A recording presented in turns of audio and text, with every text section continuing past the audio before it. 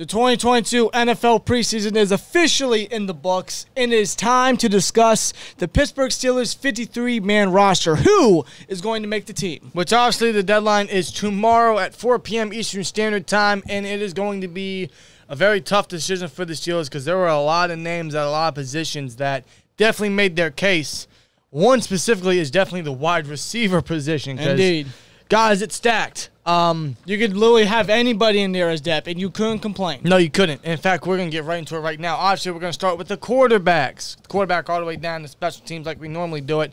Let's start with the quarterback position. And by the way, the order in which we announce these players is not necessarily the order of depth chart that we're predicting. It's just names we're going to throw out there. Yes. So, obviously, Mitch Trubisky, Kenny Pickett, and Mason Rudolph. I do not think Mason gets traded. I do not think he gets cut.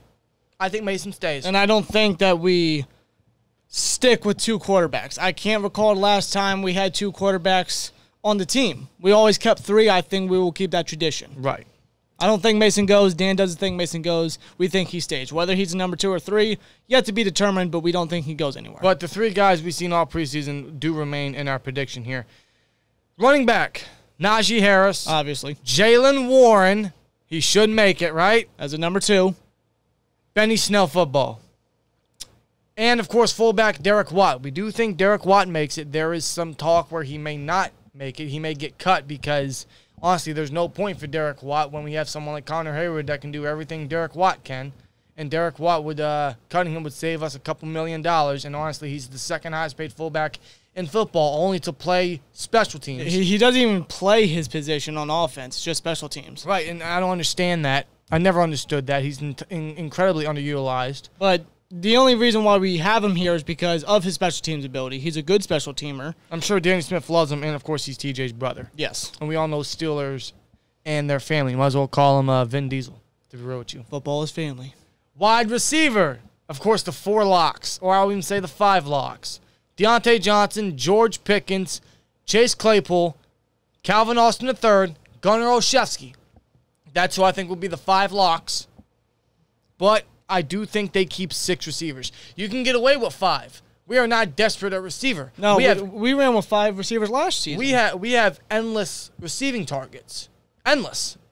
We could survive with 5 receivers.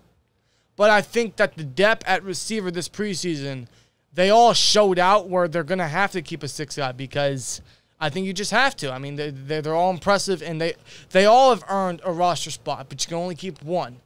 And that one that we have selected out of 3, which is Miles Boykin, Steven Sims, and Tyler Vaughns, is Miles Boykin. We think Miles Boykin makes it as the number 6 wide receiver. Reason being, not only because of his special teams ability, but also his height ability, which the Steelers love, and he showed great hands in preseason. Now, so did Tyler Vaughn, so did Steven Sims. But Steven Sims, I really like Sims. I even liked him when we picked him up last year after the initial 53-man roster. Right. I really liked when we added him to the practice squad. And I loved what he showed in preseason. But he's also the 3rd guy that can do what he can do on the team. Calvin Austin and Gunnar Olszewski can do everything Steven Sims can. Right. And with Tyler Vaughns, I mean, he was definitely one guy that totally made his name in preseason, honestly. But I think he earned a practice squad spot. It's kind of hard to get rid of him, and seeing what he did with his big body and creating yak ability and scoring TDs and stuff, I just think he'll secure a practice squad spot for now. Tight end, Pat Freiermuth, Zach Gentry, and Connor Hayward. The obvious 3 tight ends to make the team. Yes. Offensive line. Brace yourselves. Dan Moore. I mean, that's what our quarterback does all the time. You're going to have to. Hold on. We're going to start with the starters from left to right. Dan Moore, Kevin Dotson, Mason Cole, James Daniels, Chuck Okorafor. That's your starting offensive line. As far as backups, Joe Haeg, Kendrick Green, brace yourself, J.C. Hasenauer, and John LeGlue. We keep 9 offensive linemen, 4 depth guys. One of them, unfortunately, is Kendrick Green. I do think he remains on the roster because of his 3rd-round grade, because of his 3rd-round background. That should not save him, but I do think he is going to make it, only because of that. in our opinion, he should not make the roster. No, he showcased no reason why he should make the team. He has looked awful in all the preseason games. He got pancaked more than times he actually stood still. Yes. More times he actually stood firm on that offensive line. There's a reason Kevin Dotson played the entire first half yesterday versus the Lions, and Kendrick Green only saw a bit of the second half in which he himself once again got thrown into the ground. Kendrick Green should not make the team, but we do think he does. Yes, unfortunately. Now on to the defense. Cam Hayward, defensive line. Cam Hayward, Larry Ogunjobi, Tyson Alualu, those are your 3 interior starters. DeMarvin Leal, Chris Wormley, Isaiah Loudermilk, and Montravius Adams. You could argue one of the Davis twins, but I think Adams showed more last year, and he's earned a roster spot again this year. Yeah, and us giving him the contract extension, a 2-year extension this past offseason. I think he's a lock as a depth piece. He's a solid guy. And it just goes to show how decked the defensive line really is. Totally. I do think the Davis twins are our practice squad guys along with Henry Mundo. I do believe that. Right. Let's go with edge. TJ Watt, Alex Highsmith are your starters. Your backups, Derek Tuska, and for now, Hamilcar Rashad. I don't even know if I pronounced that correctly. If I didn't, I apologize. I'll tell you what, the edge depth right there, it's quite concerning. Right. Now, they could keep 5 guys in securing Delanie Scott, or Delanie Scott could make it over Rashad. I don't know. This is just our initial prediction. But what I do think is that right there, Tuska and Rashad, I don't think they will be the primary backups for long. I think for the initial 53, fine. But obviously, the initial 53 is not the confirmed 53 heading into week 1. Of course. So a move, I believe, is inevitable. And it's going to have to be inevitable. It could be via trade. It could be via a surprise cut that the Steelers put a claim on, which, honestly, they should. There's going to be at least one, because edge depth is very concerning. No, they definitely got to fill that void when it comes to the number 3 edge piece, because it's not looking good. No. For now, that is what we have. Only 4 outside linebackers. Inside linebackers, Miles Jack, Devin Bush, Robert Spillane, and Mark Robinson. Only 4 inside guys. They could keep 5, and that could be a Buddy Johnson. That could be a Marcus Allen. But Buddy Johnson, honestly, hasn't made that second-year jump I was anticipating, and Marcus Allen didn't play all preseason.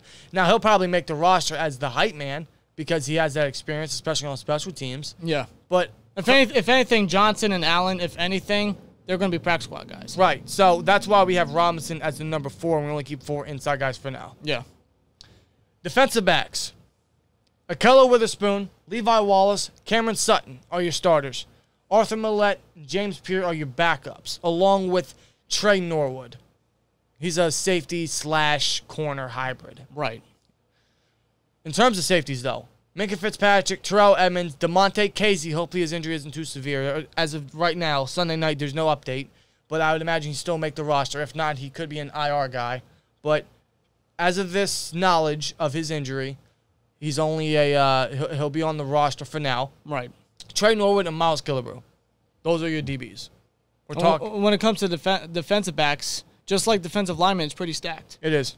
And it's actually really reliable this time around. And if I'm the Steelers, I'm totally stacking the deep end of D-line and secondary for sure. Yes, and that's exactly what I think they will do. Right. And, of course, special teams to close it out. The obvious. Chris Boswell, Presley Harvin III, and Christian Kuntz. Yep. But that is our initial 53-man roster prediction. We shall find out very shortly, come tomorrow, as a matter of fact, 4 o'clock Eastern Standard Time, what will be the initial 53-man roster. This may not be accurate, but this is just our prediction. We could keep more inside guys. We might keep an additional outside guy. We might only keep 5 receivers. Some of these guys might not even make the roster. Yeah, who knows? They might make a couple moves before the cuts. They're definitely going to make some moves after the cuts. But, again, the initial 53 is not the confirmed 53.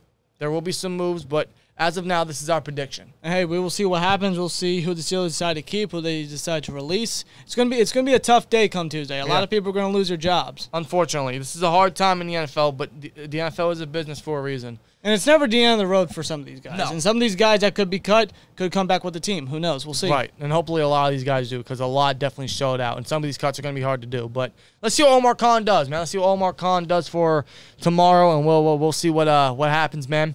Otherwise, see you in the next one. And like, comment, subscribe, and we'll see you later. Peace!